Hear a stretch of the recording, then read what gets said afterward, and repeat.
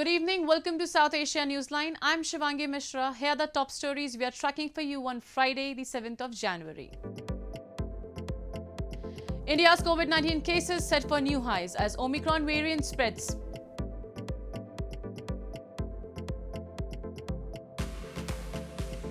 Pakistan's Opposition PPP announces long march in February over rising inflation. And Taliban announces state of emergency in Afghanistan over snow and rainfall.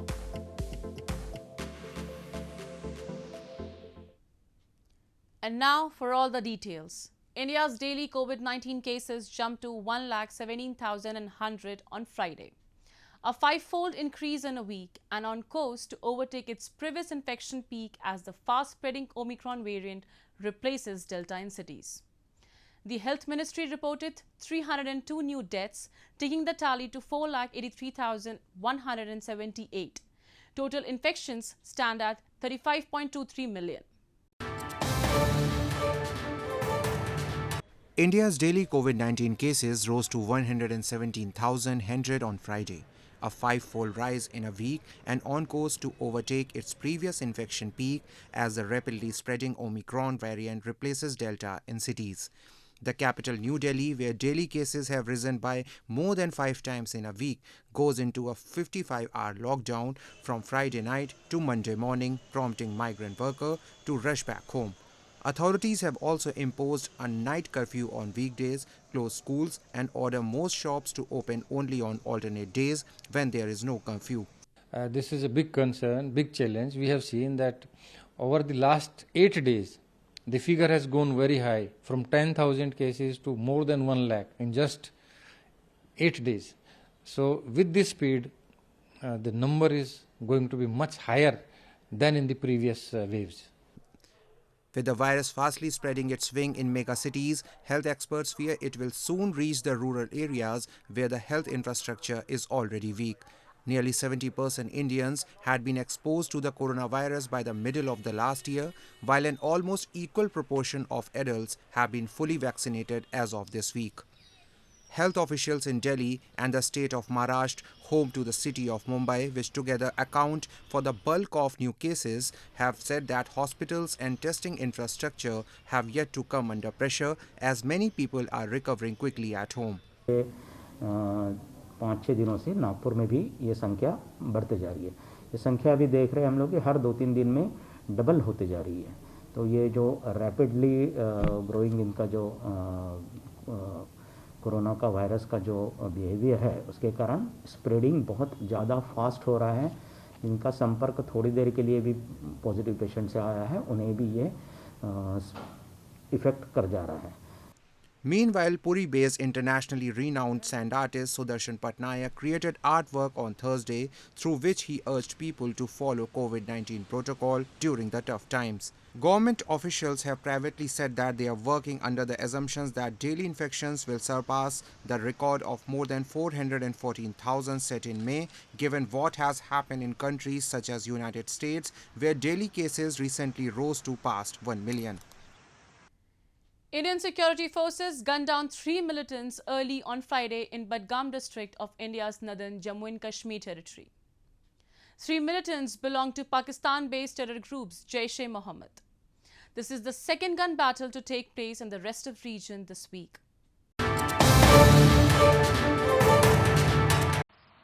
Indian security forces killed 3 militants belonging to Pakistan-based outfit Jaish-e-Mohammed on Friday, January 7th morning in Budgam district of India's Jammu and Kashmir territory. One of the local militants was identified as Wasim, who was involved in a number of civilian killings in the valley, while the other 2 are suspected to be foreign terrorists, according to police. और रात में encounter चला और आज morning में 3 terrorist जैश-मोहम्मद का मारा गया, जिसमें एक सिटी का है डंगपुरा नौगांव का. Security forces have gunned down 5 more militants earlier this week in the valley in separate encounters belonging to Jaish-e-Mohammed and Lashkar-e-Taiba terror outfits. Muslim-majority Kashmir has been the site of decades of hostility between nuclear arch rivals India and Pakistan. India accuses the Pakistan army of training and infiltrating militants into Kashmir to stir trouble in the valley. Pakistan denies the charge. Moving on to news from Pakistan, the opposition Pakistan People's Party has announced a long march to Islamabad from February 27th against Prime Minister Imran Khan-led government over spiraling inflation. PPP chairman Bilawal Bhutto Zardari on Thursday slammed the government and said it is the public's demand to hold elections at the earliest to save the country from Imran Khan's torment. The opposition Pakistan People's Party or PPP chairman Bilawal Bhutto Zardari on Thursday said his party will begin a long march against Prime Minister Imran Khan's Pakistan Tehreek-e-Insaf government on February 27. Holding a press conference on Thursday, Bilawal slammed the Imran Khan-led government over rising inflation in the country and recently tabled the Finance Supplementary Bill 2021, generally known as mini budget. He said only Imran Khan has become rich while the rest of the country is getting poorer. कारकुन को पाकिस्तान की अवाम को कोई मुतालबा है, उनका मुतालबा है कि हम इस हुकूमत से उनको निजात दें, उनका मुतालबा है कि साफ और शफाफ इंतखाबात जल्द से जल्द किया जाए। तो पाकिस्तान पीपल्स पार्टी अपनी मार्च जो है इस हुकूमत के खिलाफ कराची से लेके इस्लामाबाद तक इंशाअल्लाह ताला 27 फरवरी को मज़ार-ए-कायद से शुरू होगा और हम Meanwhile, Pakistan Prime Minister Imran Khan has admitted that the next 3 months of his government are crucial as Islamabad is facing severe inflation across the country. Blaming the previous governments of the country, Imran Khan said that the biggest failure of the incumbent government is a lack of accountability of the previous rulers. Inflation in Pakistan has caused an increase in food prices in the country, worsening conditions of lower middle income households. In news from Afghanistan, the Taliban has declared a state of emergency in Afghanistan over heavy snow and rainfall, lashing the majority of the country, and also directed provincial officials to prepare for the inclement weather. Afghanistan's 32 out of 34 provinces are witnessing incessant snowfall and rains, which has led to clogged routes. Due to the massive rainfall, floods have also erupted in several areas, reports suggest.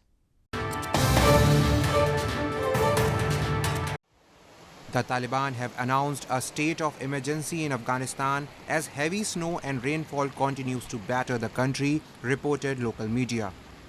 Provincial authorities have been directed by the State Ministry for Disaster Management for further preparedness for rain and snowfall, reported the Khamma press. Mohammad Amin Mubriz, a ministry official, said relief material to affected areas has been sent to assist people during the snow and rainfall, and their distribution is underway. Afghanistan's 32 out of 34 provinces are witnessing repeated snow and rainfall that have clogged routes.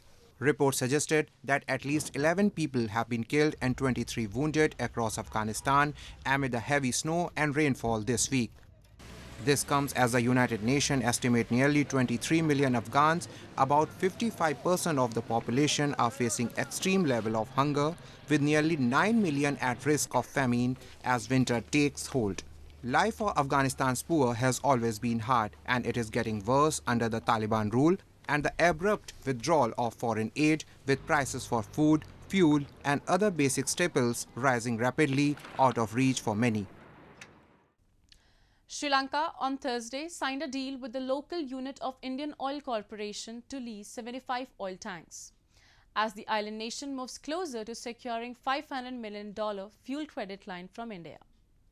This comes as Sri Lanka is facing its worst financial crisis in decades, prompting it to look at innovative ways to bring in foreign exchange.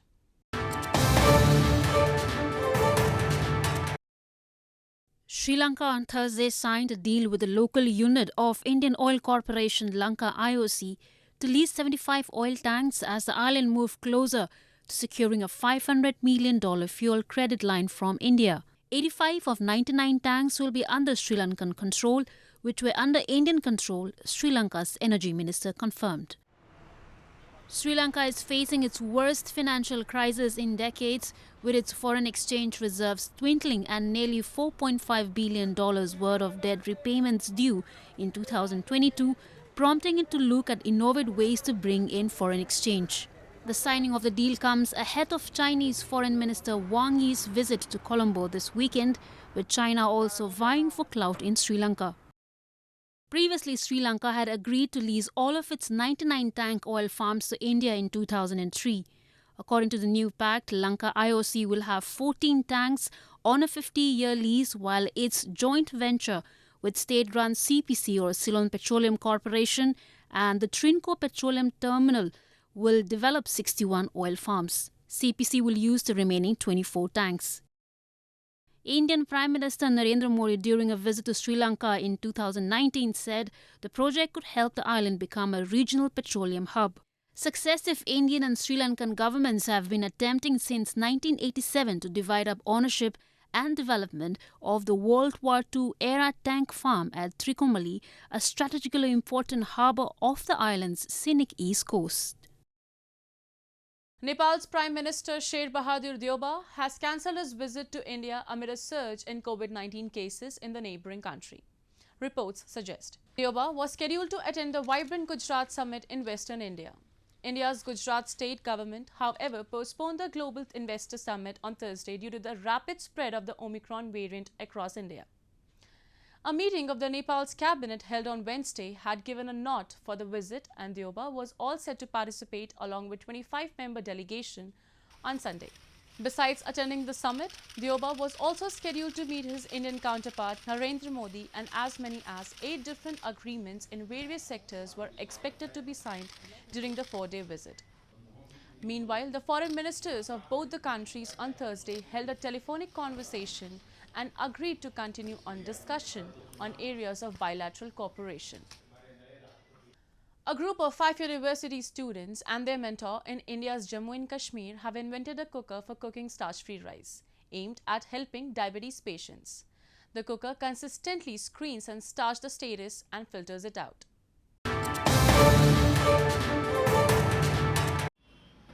A group of 5 Kashmiri students, along with a scientific officer from the Kashmir University in India's Jammu and Kashmir, have invented a cooker for cooking starch-free rice aimed at helping diabetes patients. The device cooks on a single text message remotely for multiple persons and can monitor the starch status of rice being cooked. The cooker consistently screens the starch status and evacuates it when it is being discharged out of the rice during the cooking process. इस rice cooker में हमने बहुत सारे features add किए हैं. अगर हम बात करेंगे, पहली चीज़ जो स्टार्च है, जो अभी करंट एग्जिस्टिंग राइस कुकर्स हमारे पास है, उनमें जो स्टार्च लेवल होता है वो प्रिजर्व रहता है, जिसकी वजह से जो डायबिटिक पेशेंट होता है उसको डॉक्टर एडवाइस करता है कि आप जो राइस कुकर का खाना है ना खाएं. तो वो चीज़ हमने वो हमारे लिए एक मोटिवेट बन गई. स्टूडेंट्स ने काफ़ी मेहनत की है despite of the Covid. Actually इनका ये फाइनल प्रोजेक्ट था, तो इनकी कोशिश थी कि हम कुछ ऐसा, क्योंकि हर एक स्टूडेंट हमारा बनाता है प्रोजेक्ट, बट इनकी कोशिश थी कि कुछ हम ऐसा कुछ करें जिससे सोसाइटी को बेनिफिट कुछ हो. मींस ऑल दिस ह्यूमैनिटी को, किसी को भी पर्टिकुलरली डायबिटीज़ पेशेंट्स के लिए इन्होंने ये पहले सोचा था. तो यही मोटिवेशन थी इनको. डिस्पाइट ऑफ द कोविड जो भी हालात थे उनको मद्देनज़र रख के उन्होंने काफ़ी अच्छा काम कर लिया. The creators said it took them 2 years to complete the project and had to face several challenges amid the pandemic. Their motivation was to make something that would be beneficial for society. Well, that's all we have for you from South Asia this evening. Now our viewers can watch the show on southasiannewsline.com. You can also visit us on facebook.com/SAsianNewsline and also follow us on Twitter at @SAsianNewsline. That's all in tonight's edition. We will see you same time next week. Have a great weekend. Good night.